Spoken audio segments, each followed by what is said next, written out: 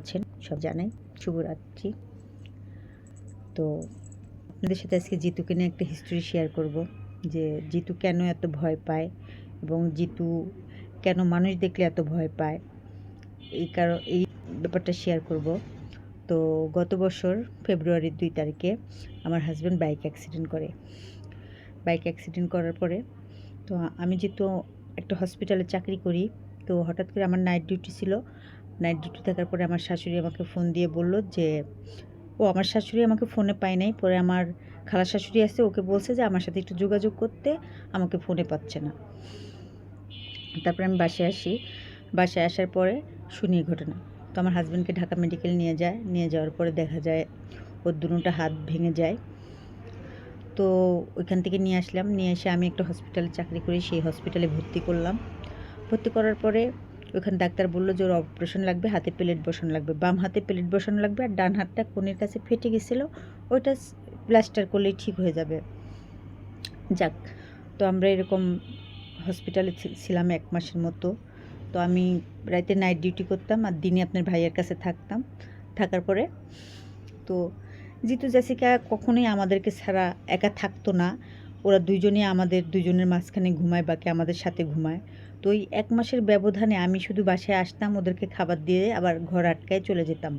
ওরা ঘরের বাইরে যেতে পারতো না, কারণ ঘরের বাইরে গেলে আশেপাশে ভাড়াটেরা কমপ্লেন দিত, এজন্য ওদেরকে আটকায় রেখে যেতাম। তো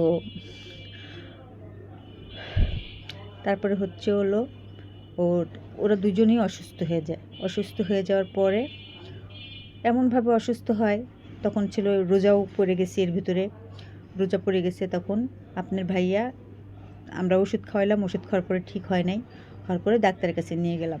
আপনার ভাইয়ার সেই ভাঙা হাত নিয়ে আমরা রিক্সা নিয়ে সেই গুলিস্তানে ওই যে ফায়ার সার্ভিসের এখানে ভেট ক্লিনিক আছে, ওখানে নিয়ে গেছি, পশু হসপিটালে নিয়ে যাওয়ার পরে ওদেরকে এক নাগারে 5 দিন ইঞ্জেকশন এবং স্যালাইন পুশ করলো। তো 3 দিন আমরা গিয়ে দিয়ে আসলাম, আর 2 দিন আমি নিজেই ঘরে দিছিলাম।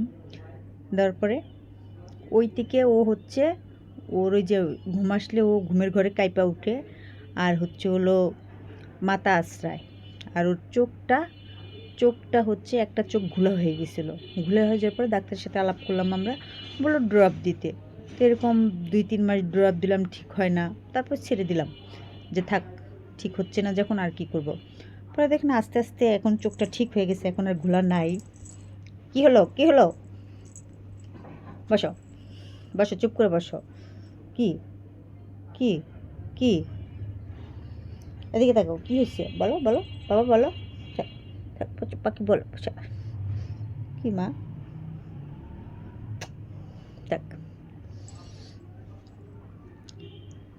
তারপরে ওদেরকে এর ভিতরে জেসিকাও অসুস্থ হয়েছে। জেসিকা মানে এতই না, আর ওকে তো নিউটার্ন করাইছি আমরা। নিউটার্ন করানোর পর ওর এমনিতে রোগ প্রতিরোধ ক্ষমতা কম, কদিন পর অসুস্থ হয়ে যায়। ওর উপরে দিয়ে এই নিয়ে 3-4 বার ফাড়া গেল। ও প্রথম যখন আনছি তখন 4-5 মাসের মাথায় একবার অসুস্থ হয়ে গেছে, এরকম ডাক্তারের কাছে দেখাই ঠিক করছি। দ্বিতীয়বার যখন আমরা হসপিটালে ভর্তি ছিলাম, তখন একবার ওকে নিয়ে গেলাম। প্রায় মাস 2 আগে ওরে গোসল করাইছিলাম পরে এমন জ্বর, এমন ঠান্ডা, এমন ফ্লু, ও কিচ্ছু খায় নাই। আমি কি করছি, বাজারের থেকে শুধু কলিজারে সিদ্ধ করে একটুখানি ভাতের সাথে ব্লেন্ডার করে ওরে স্যালাইনে সিরিজ দিয়ে আমি খাওয়াইতাম। আর খাওয়াইতে যাই আমি যে কত খামছি আর কত খাইছি, সেটা আসলে আপনাদেরকে বোঝাইতে পারবো না। এখনও খামছি খাই।